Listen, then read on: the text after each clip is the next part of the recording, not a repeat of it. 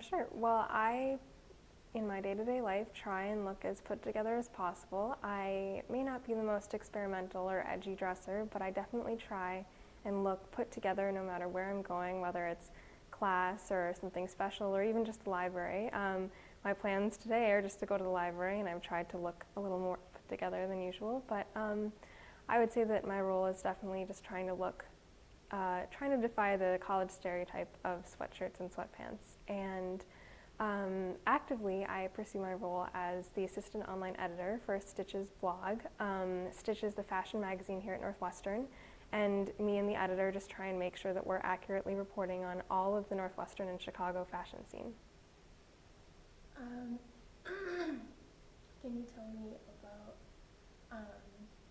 your experience at the fashion show last week, this year at that fashion show? Sure. Well, I thought it was a really well put together event. I thought the venue was beautiful.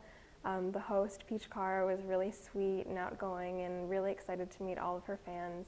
I did think that the fashion show was a little short, but I also appreciated, since I've been to other Chicago hosted events in a similar fashion, that they didn't try and fill in the fashion show with unnecessary fluff or strange extra dialogue by the person leading the fashion show. So I definitely think if that was the number of looks they were planning on showing, then it's fine that it was that short. But I really thought it was well put together. The guests all seemed to be having a great time. The food was wonderful. The venue was great. So all in all, a really good event by the Chicago Fashion Foundation. How does the fashion and all the things you saw at the show compare to here, what people want here in Northwestern? I definitely think that the fashion in the show itself was a little more edgy and out there for a Northwestern student to wear.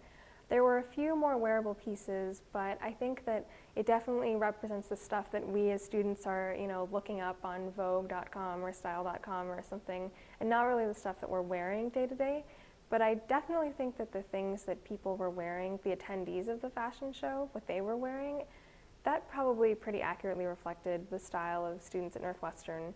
There weren't too many sort of really over-the-top outfits, but everyone looked really chic and put together. There were a lot of, preppy, clean basics like shirt dresses and cute cocktail dresses, and maybe a few trendy accessories like statement necklaces or thigh-high boots or something, but definitely nothing too out there, but nothing, horrendously unfashionable.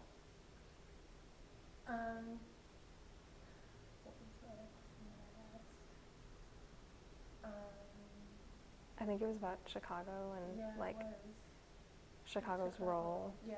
or Northwestern's role. Chicago's role in fashion, or something like how the industry in Chicago can boost itself in comparison to New York and LA.